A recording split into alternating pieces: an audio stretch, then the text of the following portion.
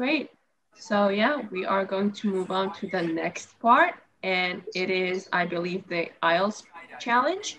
And again, we will be hearing an audio clip and then answering these questions. So yeah. Ah, Caroline. Come on in, sit down. Thanks. So how's the dissertation planning going? Well, Dr. Schulman, I'm still having a lot of trouble deciding on a title. Well, that's perfectly normal at this stage. And this is what your tutorials will help you to do. Right. What we'll do is jot down some points that might help you in your decision. First of all, you have chosen your general topic area, haven't you? Yes, it's the fishing industry. Oh, yes, that was one of the areas you mentioned. Now, what aspects of the course are you good at? Well, I think I'm coping well with statistics, and I'm never bored by it. Good. Anything else? Well, I found computer modelling fascinating. I have no problem following what's being taught, whereas quite a few of my classmates find it difficult. Well, that's very good. Do you think these might be areas you could bring into your dissertation? Oh, yes, if possible. It's just that I'm having difficulty thinking how I can do that. You see, I feel I don't have sufficient background information. I see. Well, do you take notes? I'm very weak at note-taking. My teachers always used to say that. Well, I think you really need to work on these weaknesses before you go any further. What do you suggest? All right, so that was the end of the first sample of this section, and the questions are, the tutorial may help the student to complete her work. It's a yes or no question. The second question is, the student has selected a topic of the fishing industry, also a yes or no question. And then the third question is, the student is very good at note-taking, another yes or no question. So let's see what the audience thinks, and then we will move on to our instructors. All right, the results are in. First question, yes wins by 94%. Second question, yes also wins by 82%. And then the third question, no wins by 59%. Let's go to our instructors. Alrighty, I agree with the majority on all three questions. The first question, I agree. The second question, she did mention that she wanted to, she selected the topic of the fishing industry. And then also she said that she was weak at taking notes. She never said that she was good at taking them. So I'd agree with the majority on all three. So I also agree with Yusuf because the first question is the professor said it's going to help to finish their work, and the second one she mentioned that her topic is fishing industry, and the third one she mentioned that she's very weak at note taking, and her previous teacher also mentioned that to her, but she still didn't improve that skill. Thank you. Yes, I'll agree with the audience that basically the first question was yes, and the second question, yes, she did pick the fishing industry, and then as everyone said, she was not very good at note-taking. She was better at the computer part of it. Selma? I do agree with the majority as well for three questions. I also agree with the majority on the first and second question, and also on the third, since she mentioned that she's good in statistics and computer modeling, and she's very weak in note-taking. Esma? I agree with the majority. Tutorials are very useful to complete any work. So yeah, I agree. And yeah, that was the fishing industry, and she's not good at taking notes. Sounds great. We are all on the same page again, which is great. And yeah, we can move on to the second sample of the IELTS part. And we will be hearing this audio clip. Good morning. In the last few lectures, I've been talking about the history of domestic building construction. But today, I want to begin looking at some contemporary experimental designs for housing. So, I'm going to start with a house which is constructed more or less under the ground. And one of the interesting things about this project is that the owners, both professionals but not architects, wanted to be closely involved, so they decided to manage the project themselves. Their chief aim was to create somewhere that was as environmentally friendly as possible. But at the same time, they wanted to live somewhere peaceful. They'd both grown up in a rural area and disliked urban life. So the first thing they did was to look for a site, and they found a disused stone quarry in a beautiful area. The price was relatively low, and they liked the idea of recycling the land, as it were. As it was, the quarry was an ugly blot on the landscape, and it wasn't productive any longer either. They consulted various architects and looked at a number of designs before finally deciding on one. As I've said, it was a design for a sort of underground house, and it was built into the earth itself, with 2 stories. The north, east, and west sides were set in the earth, and only the sloping south-facing side was exposed to the light. That was made of a double layer of very strong glass. There were also photovoltaic tiles fixed to the top and bottom of this sloping wall. These are tiles that are designed to store energy from the sun, and the walls had a layer of foam around them too to increase the insulation. All right, that was the end of this audio clip, and the questions are both a yes or no question. First one is the lecture was about experimental design for a house, and then the second question is windows and mirrors will help spread the light in the house. Again, both of them are yes or no questions. Results are in. The first question, yes, won by 100%. We've been seeing a lot of 100% lately. And then the second one, yes, wins by 59%. Let's see what our instructors think. I agree, although I'm not sure I heard the word mirrors when they were talking about the panels, but I understood that the gist of the windows was to help, add light, because it was an underground house. So I don't know, you guys confirm with me. I didn't hear the word mirrors, but I agree with the gist of the question. Yeah, I also agree with the majority on both of them. I'm not sure if I heard mirrors at all. Windows did.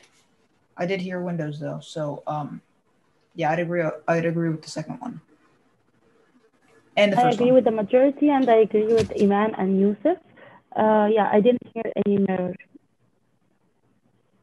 So I agree with our instructors and audience. Then the first question, it was like exactly contemporary experimental design. In the second question, I didn't hear about windows and mirrors, to be honest, because it was underground, but logically it's true. So I would say yes.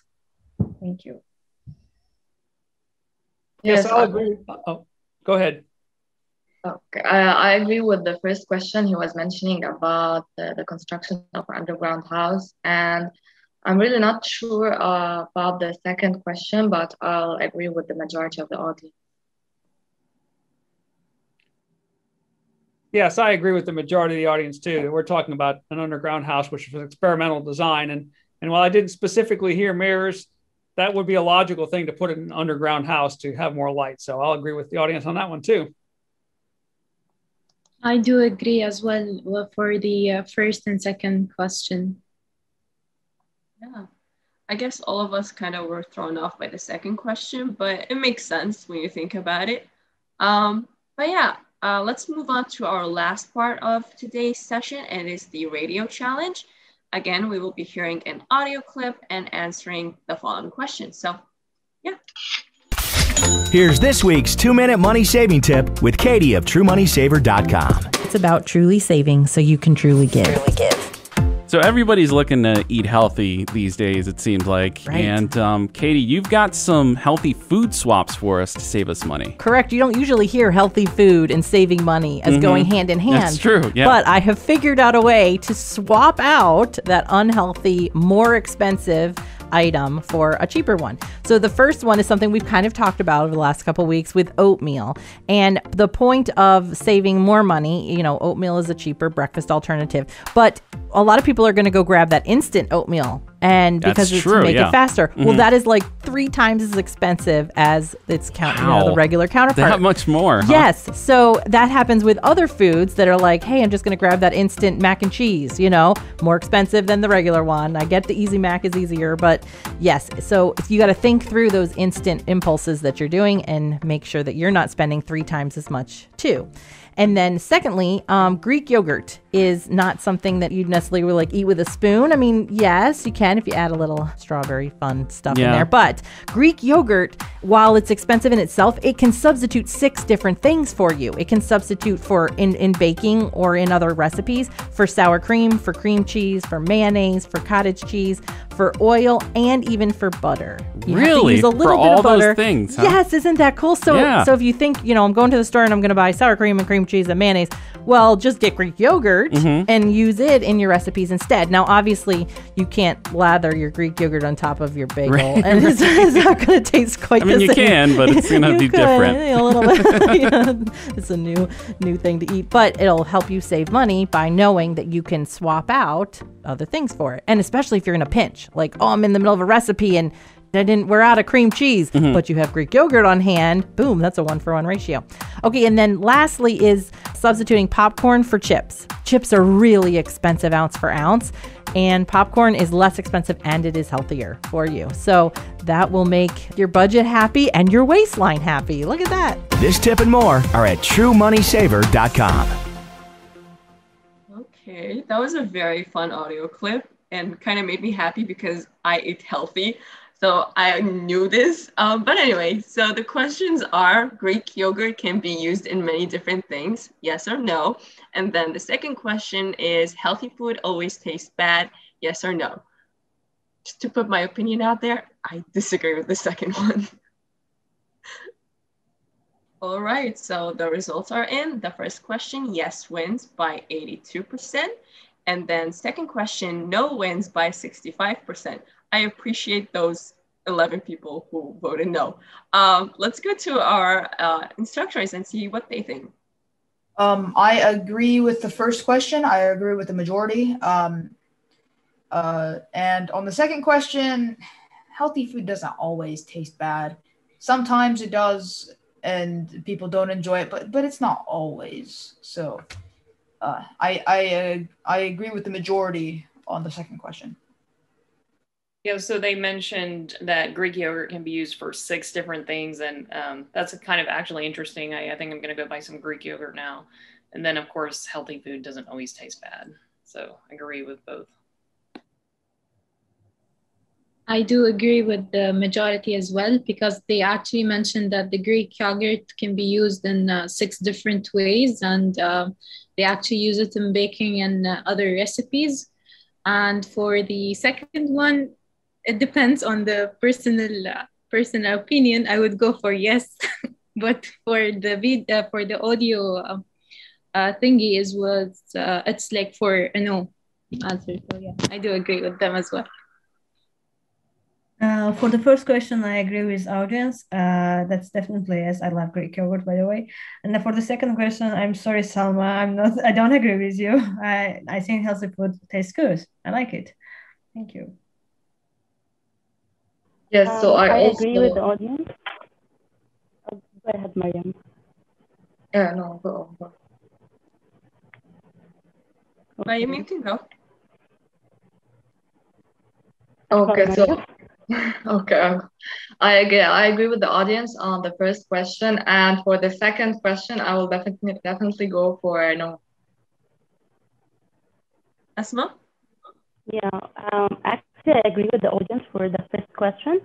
Actually, I like Greek yogurt, so yeah, I use question. Yeah, sometimes some food are taste good and some other no. So maybe yes, maybe no. Yes, I agree with the audience as well. I think that Greek yogurt can be used in a lot of different things. And on number 2, I would say no, healthy food does not always taste bad. Okay. I am willing to share recipes. Let me put it out there. My recipes are good. Anyway, this is, I believe, the end of today's session. So audience, as always, you guys have a homework. You will have to watch this lecture and Dr. Iman Atai's interview on Arab Guru YouTube channel and answer the quizzes in your Google Classroom. So yeah, this was the end of the 3rd session. Instructors, thank you so much for being here to answer the questions along with the audience. Thank you, attendees, for being here. I hope that this was beneficial for you. As always, this was very, very fun to moderate. I had a lot of fun. And yeah, stay safe, wear a mask, and have a great day. Thank you. Thank you. Thank you, Bye. sir. Bye. Thank you.